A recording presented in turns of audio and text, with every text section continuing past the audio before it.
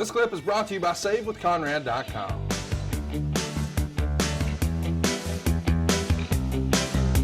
Thing before we get going, I know we normally don't talk about current stuff, but I want to get your take on this because I know you have a strong opinion about, well, frankly, everything. But as you and I clicked record this morning, literally since we've started recording, okay, Cultaholic.com has reported that Disney is going to buy WWE within the next 2 years. Wow. Now, of course, as with everything else, this is rumor and innuendo. However, I want us to pretend for a minute. How does that news strike you? It's not surprising. I think there's been a part of me that thinks that they've been getting ready to sell for quite a while. Right. And number two is, I don't think a television company, which is what Disney is. Well, they're an entertainment company. I get it. But I don't think a television network can successfully run a wrestling company. Well, I'm glad you said that. And I'm glad we're having this discussion because I'm looking forward to it. Okay. You say that because you went through the WCW experience, correct? That's right. Having said that, wouldn't you agree that today, more than ever, wrestling is a television product? Yes. Once upon a time, when you first broke in 1983, it was by and large a live event business. That's right.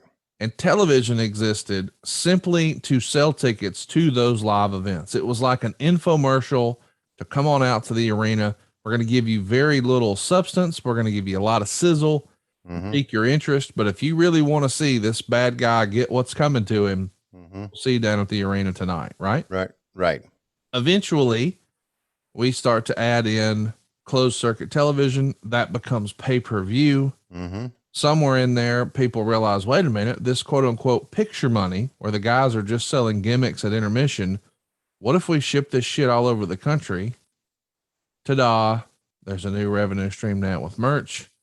The business continues to evolve. Licensing becomes a thing. International rights become a thing. But then by and large, the way these companies are staying afloat in 2021 are television rights. Right.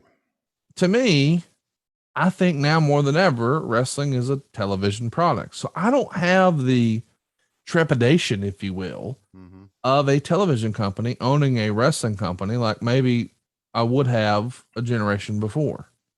Right. And I get all that. But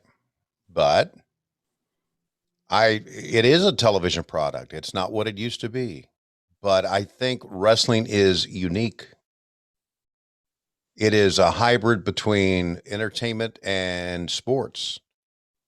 And I really think listen, it's hard for me to criticize the WWE. It really is because of the global footprint they have and what they've become. But I really think that when you introduce the Hollywood element, what I consider the Hollywood element, into the creative process of putting together matches, of presenting a wrestling show, then you fuck it up. And I don't think writers have a place in wrestling. Never thought they had a place in wrestling. And there are some writers of the WWE who I've talked to backstage years ago who were big fans of mine and were very complimentary of me. And I hate to say that some of these are good kids, but you can't script this shit.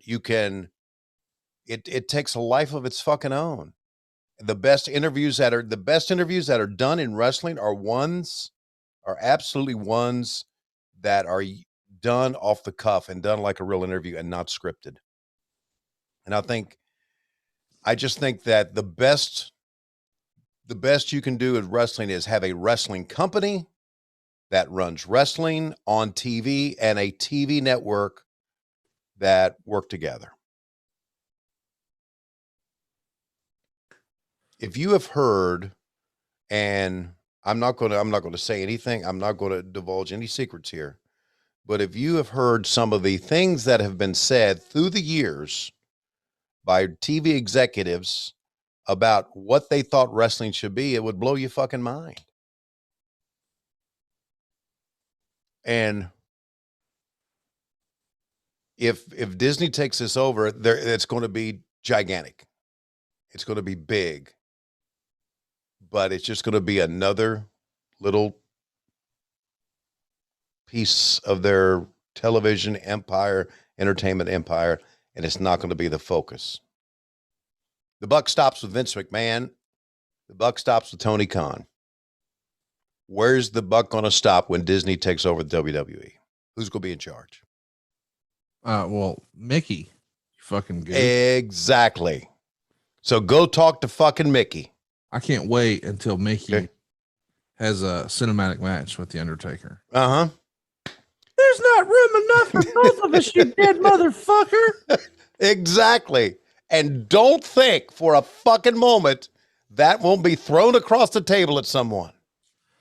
And there's the whole crux of the matter right there. Well, hang on now. I've read somewhere where an interview with Hunter, aka Paul, said something like, you know, what would a WWE Hall of Fame look like?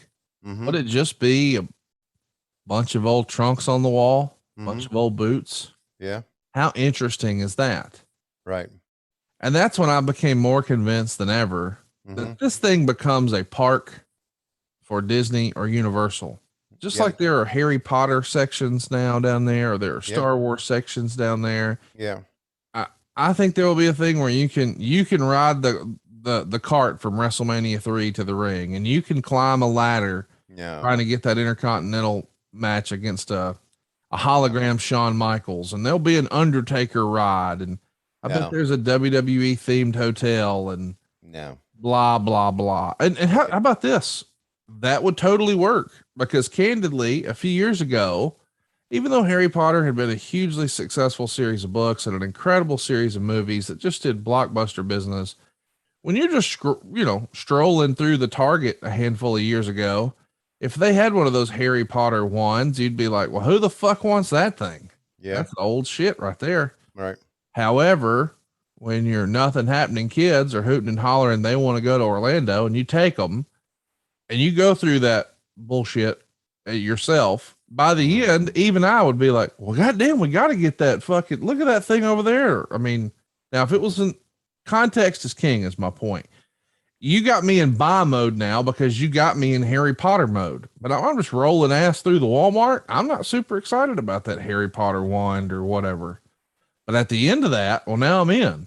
Right. And that became more apparent to me listening to you and Cody talk about those fucking lightsabers that they were selling in Orlando a few years ago, where I'm thinking these are two grown, relatively well-adjusted adults. That might be debatable on your side. Relatively. Okay. And they're excited about a lightsaber. And I'm like, I mean, one guy's nearly 40, one guy's a pawpaw, and they're like, oh, the fucking new lightsabers. But I understood. You went through the park and you got jazzed up about it and you got excited. And so my thing is, as you and I are sitting here now as grown adult men, you know, in our advanced ages, if you will, how's WWE going to get money out of us now? Peacock's free if you got Comcast. You and I aren't going to buy the dolls or action figures, and we're not necessarily lining up to buy wrestling t-shirts. So how are they going to get money from us? Here's how. When your grandson wants to go to the WWE park, they're going to get you over and over and over. They're going to get you on the hotel. They're going to get you on the park passes. They're going to get you on overpriced John Cena drinks with liquor you can't see. You're going to have to stand in line to ride the Undertaker tombstone ride that takes you to the depths of hell, where you meet the Undertaker or some horse shit. They'll have a little light up mask, or, I mean, you'll be spending money left and right that normally they just wouldn't get from us. And I think some fans are going to see this news. And again, this is probably a bullshit report. Anytime somebody's like, we're going to close a sale in the next 2 years, but there's not been a formal announcement. I don't know, but it's at least fun for us to discuss here. But I feel strongly that the highest and best value, highest and best use, the biggest value of this brand, if you will, is to put something in Universal or put something in Disney. So I'm excited by it. I think it's a great move. And really, it gives us an idea of what might be possible, because you take a look and you see what those franchises, be it Star Wars or Harry Potter, looked like before and after acquisition. I agree with all that you're saying. I don't think wrestling would ever become a park on its own. No, I didn't mean. I think it could become part of a park. There you go. Yeah.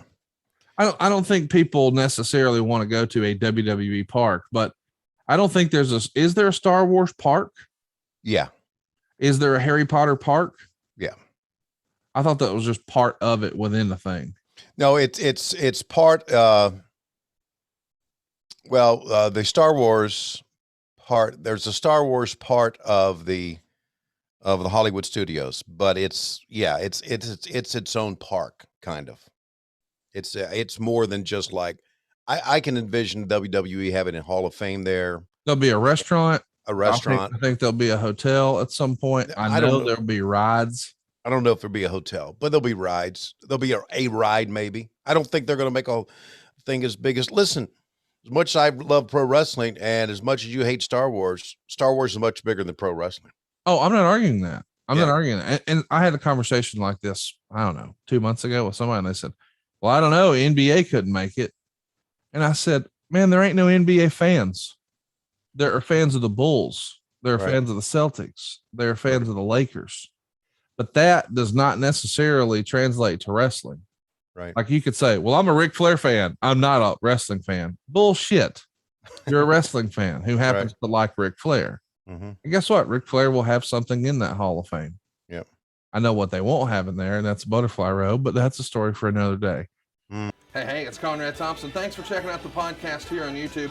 Be sure to hit the subscribe button and the notifications bell so you get a notice anytime we upload some new content. And go save yourself some money right now. If you're in a 30-year loan or you have credit card debt, it's not a matter of if I can save you money. It's a matter of how much. Find out right now for free at SaveWithConrad.com.